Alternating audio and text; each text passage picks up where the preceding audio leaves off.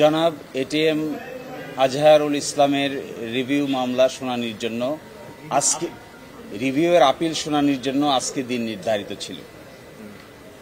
এই মাননীয় প্রধান বিচারপতির নেতৃত্বে 4 সদস্য বিশিষ্ট আপিল বিভাগের বেঞ্চের সামনে শুনানির জন্য উপস্থাপন করা হয়েছিল। শুনানির এক পর্যায়ে মাননীয় প্রধান বিচারপতি ইচ্ছা প্রকাশ করেছেন যে এই মামলার গুরুত্বের বিচারে এবং এই মামলার আইনি জটিল ব্যাখ্যা বিশ্লেষণের বিষয়ে এই মামলাটি আপিল বিভাগের পূর্ণাঙ্গ বেঞ্চে শুনানি হওয়া উচিত। এবং এখন যে বেঞ্চে মামলাটি শুনানি উঠেছিল সেখানে 4 সদস্যের বেঞ্চ ছিল, কিন্তু আপিল বিভাগে এখন বিচারক আছেন সব মিলে 7 জন। এই জন্য পরিস্থিতি বিবেচনায়, গুরুত্বের বিবেচনায় এবং এই মামলার উচ্চতার বিবেচনায় এবং আইনের ব্যাখ্যা বিশ্লেষণের বিবেচনায় এই মামলাটি আগামী 6 তারিখে 1 নম্বর আইটেম হিসেবে পূর্ণাঙ্গ বেঞ্চে শুনানির জন্য দিন নির্ধারণ করেছেন।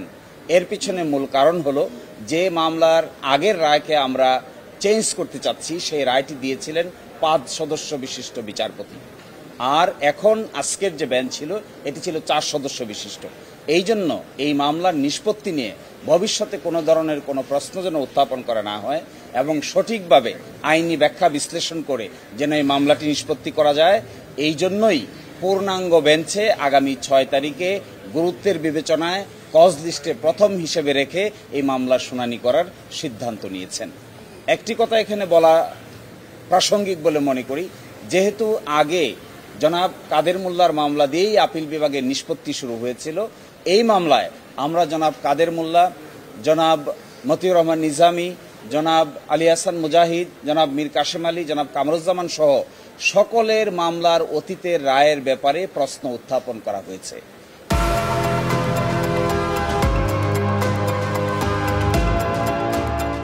এই জন্যই মাননীয় প্রধান বিচারপতি মনে করছেন যে এত বড় প্রশ্নের সমাধান করার জন্য সুপ্রিম কোর্টের পূর্ণাঙ্গ বেঞ্চ একসাথে বসে যদি সিদ্ধান্ত নেন তবেই এটা আইনের দৃষ্টিকোণ থেকে এবং ভবিষ্যতের দৃষ্টিকোণ থেকে এটি উত্তম হবে।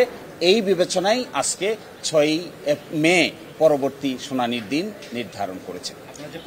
আমরা প্রশ্ন তুলেছিলাম যে আন্তর্জাতিক আইনের প্রযোজ্য হবে কি না, এই প্রশ্ন উঠেছিল জনাব কাদের মোল্লার মামলায়।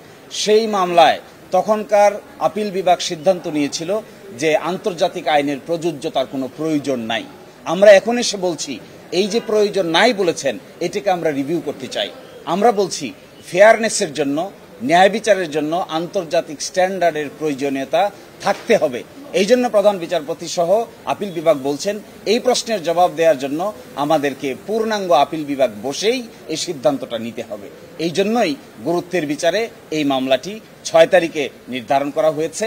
আরেকটি ছোট্ট কথা এখানে বলা প্রয়োজন, আগামীকাল থেকে মাননীয় প্রধান বিচারপতি পূর্ব ঘোষিত ছুটির অংশ হিসেবে দেশের বাইরে থাকবেন। এই জন্য 6 তারিখকে ওনারা নির্ধারণ করেছেন 7 জন মাননীয় বিচারপতির সুবিধা অসুবিধা বিবেচনা করে।